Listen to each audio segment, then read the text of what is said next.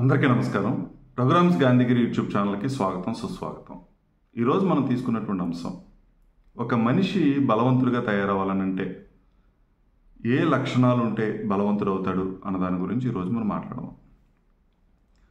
మనిషి బలవంతుడు అవ్వాలనంటే డబ్బు కావాలా, అధికారం కావాలా, లేకపోతే ఆ మనిషిలో ఉన్నటువంటి మంచి లక్షణాలు తనని బలవంతుడిగా తయారు చేస్తాయా అనే ప్రశ్నలు కనుక మనం వేసుకుంటే, భౌతికమైనటువంటి అంటే డబ్బు అని, ఆస్తి అని, అధికారం అని ఇవన్నీ కాకుండా ఏదైతే తనలో ఉన్నటువంటి అంతర్గతమైనటువంటి బలాలు ఏదైతే ఉన్నాయో అవే ఆ మనిషిని బలవంతుడిగా నిలబెడతాయి. అంటే శాశ్వతమైనటువంటి ఏవి అని అంటే మనిషిలో ఉన్నటువంటి బలాలు, తన లోపల ఉన్నటువంటి బలాలు. అశాశ్వతమైనవి ఆ మనిషి ఆ బలాల ద్వారా సంపాదించుకున్నటువంటి డబ్బు, ఆస్తి, ఇవన్నీ కూడా అశాశ్వతమైనటువంటివి. ఒక మనిషి బలవంతుడిగా తయారవ్వాలని అంటే ఖచ్చితంగా ఆ మనిషి విద్య ద్వారానే బలవంతుడు అవుతాడు. విద్య, విజ్ఞానం, చదువుకునేటువంటి ఆ వయసులో చక్కగా చదువుకోవటం, లేదా తను చేస్తున్నటువంటి ఏ పనిలోనైనా సరే సరైనటువంటి నైపుణ్యాలను సంపాదించుకోగలగటం, ఇది మనిషికి ఎప్పుడూ శాశ్వతంగా ఉండేటటువంటి బలాలు.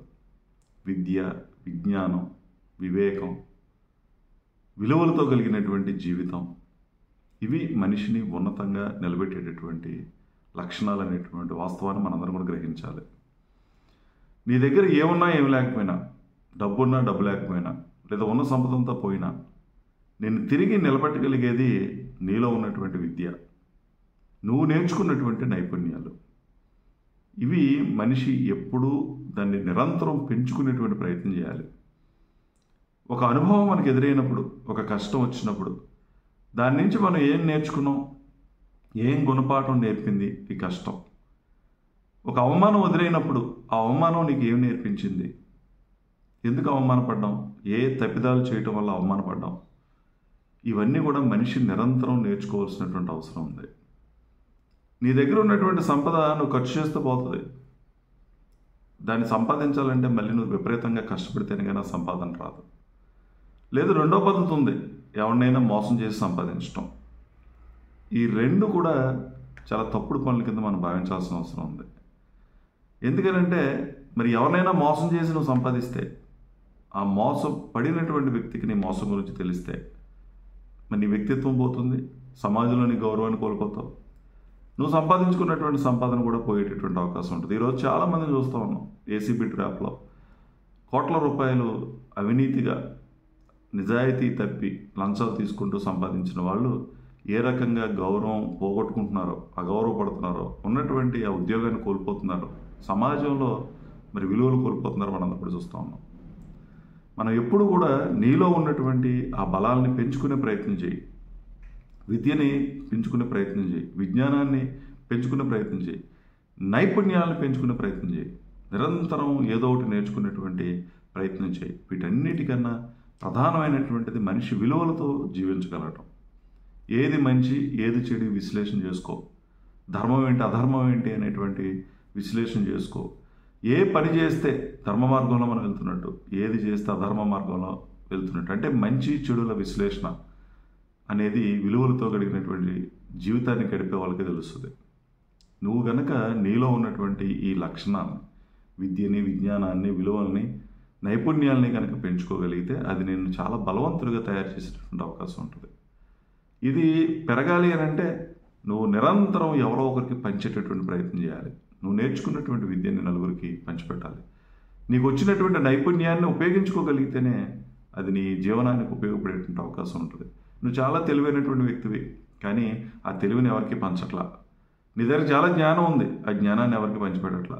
అదేం పెరగదు, దానివల్ల ఉపయోగం కూడా లేదు. నీ ఒక్కడి దగ్గర తెలివితేటలు ఉండిపోయి, నీ ఒక్కడి దగ్గర జ్ఞానం ఉండిపోయి, నీ ఒక్కడి దగ్గర నైపుణ్యాలు ఉండిపోతే నువ్వు గొప్ప వ్యక్తివి కాలేవు.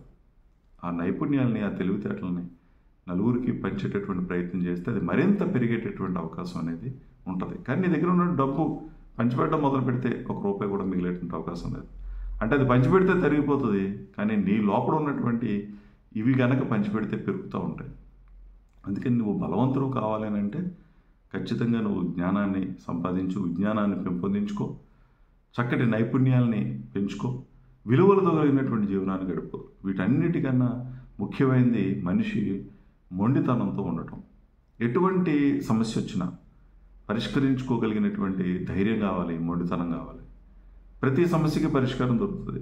నీకు ఉన్నటువంటి తెలివితేటలో నీకు గనక మొండితనం కనుక యాడ్ అయిందంటే ఖచ్చితంగా నువ్వు బలవంతుడిగా తయారవుతావు. చాలామంది తెలివైనటువంటి వ్యక్తులు, మంచి వ్యక్తులు, విలువలు కలిగినటువంటి వ్యక్తులు ఎందుకు ఫెయిల్ అయిపోతున్నారని అంటే వాళ్ళలో ఈ మొండితనం లోపించడం వల్ల.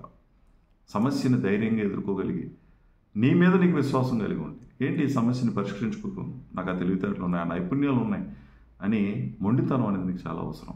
సమస్య అంత బేగా లొంగదు, సమయం పడుతుంది, ఇబ్బంది పెడుతూ ఉంటుంది. ఎంత ఇబ్బంది పెట్టినా నువ్వు సమయానికి విలువ ఇవ్వాలి, ఖచ్చితంగా దాన్ని సాధించాలి అనేటువంటి మొండితనం నీలో ఉండాలి. మొండోడు రాజకీయ బలవంతుడు అంటారు. ఎందుకనంటే ఆ మొండితనం వల్ల ఎటువంటి దాన్నైనా మనం సాధించుకోగలుగుతాం. దానికి మంచితనం అనేది తోడవాలి. నువ్వు మంచి జీవన విధానం కలిగి ఉండి, క్రమశిక్షణ కలిగినటువంటి జీవితాన్ని గడుపుతూ, విలువలు కలిగినటువంటి జీవితాన్ని గడుపుతూ, దానికి మొండితనాన్ని కనుక నువ్వు యాడ్ చేసుకోగలిగితే ఖచ్చితంగా నువ్వు చాలా బలవంతుడు అవుతావు. అందులో ఏ విధమైన అనుమానం లేదు. అందుకని డబ్బు ఒక్కటే ఉంటే, అధికారం ఒక్కటే ఉంటే మనం బలవంతులు అయిపోతాం అని అనుకునేటువంటి వాళ్ళు అవేవి కూడా శాశ్వతం కాదు. అది ఎలాగైనా పోతాయి, ఖర్చు పెడితే పోతాయి. మళ్ళీ తిరిగి సంపాదించుకోవడానికి వయసు అయిపోతే నీ దగ్గర సొత్తు కూడా ఉండదు. అందుకని నువ్వు పెంచుకోవాల్సింది ఏంటంటే జ్ఞానాన్ని పెంచుకో, విజ్ఞానాన్ని పెంచుకో, ధైర్యంగా ముందడుగు వేయటం నేర్చుకో, మొండితనాన్ని పెంచుకో, విలువలు కలిగినటువంటి జీవితాన్ని ముందుకు తీసుకెళ్ళు, నైపుణ్యాలు పెంచుకునేటువంటి ప్రయత్నం, చక్కగా మాట్లాడడం, చక్కగా ఏదైనా పని చేసావంటే వాడు చేసినట్టుగా ఇంకెవడు చేయడురా అని విధంగా ఉండేటటువంటి విధంగా మన యొక్క జీవన శైలి ఉండి ఆ నైపుణ్యాలు కనుక మనం పెంచుకోగలిగితే ఖచ్చితంగా నువ్వు బలవంతులు అవుతాను తెలియజేస్తూ, మరి ఓపికగా వీడియో చూసిన ప్రతి ఒక్కరికి పేరు పేరున ధన్యవాదాలు తెలియజేస్తూ సెలవు తీసుకుంటా ఉన్నాను. ఈ వీడియో మీకు నచ్చినట్లయితే లైక్ చేయండి, షేర్ చేయండి, కామెంట్ చేయండి. మరిన్ని వీడియోల కోసం ప్రక్కనే ఉన్న బెల్ ఐకాన్ ను క్లిక్ చేయండి. నా ఛానల్లో వచ్చే మరిన్ని ఇంట్రెస్టింగ్ వీడియోల కోసం సబ్స్క్రైబ్ చేయండి రఘురామ్స్ గాంధీగిరి యూట్యూబ్ ఛానల్.